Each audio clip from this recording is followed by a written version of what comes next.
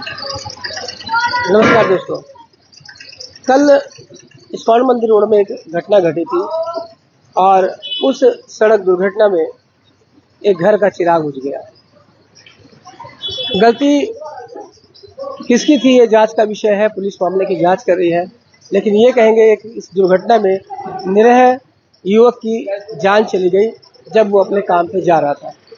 प्रत्यक्षदर्शी ने बताया कि आशीष शर्मा 25-26 वर्ष जिसकी उम्र थी, वो नित्य की तरह अपने जॉब पर जा रहा था, अपनी ड्यूटी पर जा रहा था, अपने काम पे जा रहा था। तब एक सड़क निर्माण की जो एक क्रेन थी और पीछे सड़क निर्माण की सामग्री वाली एक गाड़ी थी, उसके धक्के से उसकी मृत्यु हो गई और ये बड़ी ही शौक की खबर थी। और उसके बाद आज सुबह यहाँ जो तस्वीरें हम दिखा रहे हैं सिलीगुड़ी के एक सेवक रोड स्थित प्राइवेट नर्सिंग होम से दिखा रहे हैं, जहाँ पर लोग यहाँ पर पहुँचे हुए हैं। और आपसे ये बता दें कि आशीष शर्मा बुजुर्ग माता पिता का एकमात्र सहारा था और अब उन माता पिता के पास रोने बिलखने के अलावा कुछ भी नहीं है, क्योंकि बुढ़ापे के एकमात्र सहारा था आशीष शर्मा, जो यहाँ काम करके अपने परिवार का जीवोपार्जन चला रहा था। जय गांव का निवासी था, मैं ये भी बता देता हूँ, जय गांव का निवासी था, मध्यम वर्ग परिवार से था आशीष शर्मा। यहाँ पर एक इलेक्ट्रिक की दुकान में रहकर जॉब कर रहा था और किसी तरह से अपने परिवार का गुजर बसर कर रहा था। लेकिन एक गलती कहे चालकों की या फिर कुछ और कि आशीष शर्मा आज इस दुनिया में नहीं है।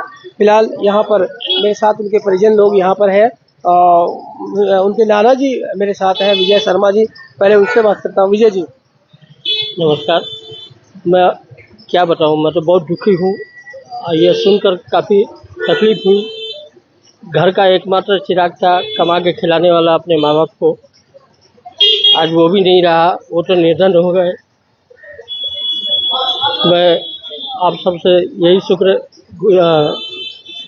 आग्रह करूँगा कि उनको उचित मुआवजा मिले और प्रशासन से भी आग्रह करूँगा कि सख्त कार्रवाई हो और आशीष को उचित मुआवजा मिले। यही मैं आपसे अनुरोध करूँगा। बिल्कुल ऐसे दुख की घड़ी में शब्द नहीं निकलते हैं। और हमने देखा था कि कल किस तरह से रात के समय जो हमने भक्तिनगर थाना से लाइव दिखाई थी, तो उनके पिता को दिखाया था और उनके पिता की आंखों में एक ही आंसू थे और उनका सिर्फ इतना ही कहना था कि मेरे पास कहने के लिए कुछ भी शब्द नहीं है, सिर्फ आंसुओं के अलावा कुछ भी नहीं है। और होगा भी कैसे जब एक बुढ़ापे में आकर एक सहारे की जो लाठी होती है, जो पुत्र होता है, वो अगर छीन जाए तो इससे बड़ा दुख कोई माता पिता के लिए नहीं हो सकता। और ठीक वही स्थिति इनके नाना जी की भी है, जो बोल भी नहीं पा रहे हैं। यहाँ पर हमारे साथ योगेश शर्मा जी भी हैं, उनसे भी बातें करेंगे। लेकिन इससे पहले मैं आपसे थोड़ी सी बातें कर लूँ, जहाँ पर आशीष शर्मा काम करता था। सर क्या नाम आपका? मेरा विजय जैन है। विजय जी, आशीष जी आपके यहाँ पर काम करते हैं? हाँ, मेरे यहाँ काम कर रहा क्या था। लड़का था? मतलब बहुत अच्छा, इतना व्यवहारिक लड़का था, पूछिए मत। और ऐसी घटना घटित हो गई उसके साथ कि अभी तक हम लोग को विश्वास नहीं हो रहा है कि वो हमारे बीच नहीं है। मतलब उसके मम्मी पापा क्या हाल हो रहा है वो हमको मतलब समझ ही नहीं पा रहे हैं। कुछ बोलने की स्थिति में आप भी नहीं हो, वो भी नहीं है। मतलब मुंह से कुछ निकल नहीं पा रहा है कि वो है नहीं अभी। वो कल 11 बजे की घटना है, वो ड्यूटी पर आ रहा था उसको। हाँ, 11 बजे के करीब हुई थी ये घटना। तो ये मतलब कुछ बोलने की लायक वाकई बोलने की स्थिति में सभी नहीं। ऐसी मार्मिक घटना ही है कि एक माता पिता का बुढ़ापे का सहारा जवान बच्चा अगर गुजर जाए तो क्या स्थिति होगी। सेवक रोड में काम करता था वो बच्चा इन्हीं की इलेक्ट्रिक दुकान में। और अभी यहाँ पर सब कोई जो आशीष शर्मा उनके शव को लेने आए हैं, उसके बाद शव को पोस्टमार्टम में भेजा जाएगा। और जय गाँव का निवासी था। और हमारे साथ योगेश पारिक जी हैं, जो युवा सामाजिक कार्यकर्ता है, विप्र फाउंडेशन के भी सदस्य हैं, साथ ही ब्राह्मण समाज के भी युवा कार्यकर्ता है। योगेश जी, कब से आप यहाँ पर हो?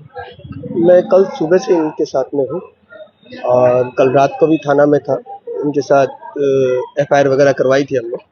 लेकिन सच में बहुत ही दुखद घटना है, मतलब कोई शब्द नहीं है इस घटना के लिए हमारे पास। क्या बीत रही होगी माँ बाप के ऊपर। वो मैं कल देखा था, जब उसकी मम्मी को जब हमने बॉडी दिखाई थी, उसकी मम्मी बेहोश हो गई थी, तब इमरजेंसी में ले जाके उसकी मम्मी को एडमिट करना पड़ा। हाँ, उनकी मम्मी को एडमिट करना पड़ा इमरजेंसी में ले जाके। मतलब बहुत ही बुरी कंडीशन थी उस समय, मतलब कोई शब्द नहीं रहा। मैं प्रशासन से मांग करूंगा इनको मुआवजा मिला जाए, प्लस हमारे विप्र समाज की तरफ से हम लोग इसको लेके मेयर साहब को एक डेपुटेशन देंगे रोड सेफ्टी को लेकर, और साथ ही में इनको न्याय मिल सके इसकी पूरी मांग करेंगे। तो देखिए, ब्राह्मण समाज और समाज के सभी लोगों ने एक ही वक्त से कहा है कि अब क्या हो सकता है, दुखी माँ बाप के दुख के अलावा ऐसे में एक डिमांड जरूर की गई है कि परिवार को जो है उचित मुआवजा मिले, और साथ ही जो दोषी व्यक्ति है या जो रोड सेफ्टी नियमों का पालन नहीं करते हैं उनको कड़ी सजा मिलनी चाहिए। क्योंकि आशीष, सबसे बड़ी बात है, आशीष ने जब दुर्घटना घटी उस समय हेलमेट भी पहन रखा था, हेलमेट वो पहने हुए थे, उसके बावजूद उनके सर के पिछले हिस्से में चोट लगी बताई जा रही है, और यही वजह शायद उनके मौत का कारण रही है। और इसे लेकर जो है पूरा समाज है या उनके माता पिता, उनका कहना है कि दोषियों के विरुद्ध कार्रवाई की जाए और भविष्य में ऐसी घटना न घटे इसका भी ख्याल रखा जाए। साथ ही योगेश पारिक ने यह भी कहा है कि वो समाज की तरफ से प्रशासन को एक डेपुटेशन भी देंगे और साथ ही उचित मुआवजे की मांग भी करेंगे। फिलहाल यहाँ पर तैयारियां की जा रही है, सबको पोस्टमार्टम के लिए भेजा जाएगा और उसके बाद जो शव है वो जयगांव जाएगा, जहाँ पर आशीष शर्मा का अंतिम संस्कार किया जाएगा। तो ये थी एक बड़ी दुखद खबर सिलीगुड़ी से। आप बन रहे खबर समय पर और देखते रहे खबर समय, हर समय खबर समय। धन्यवाद।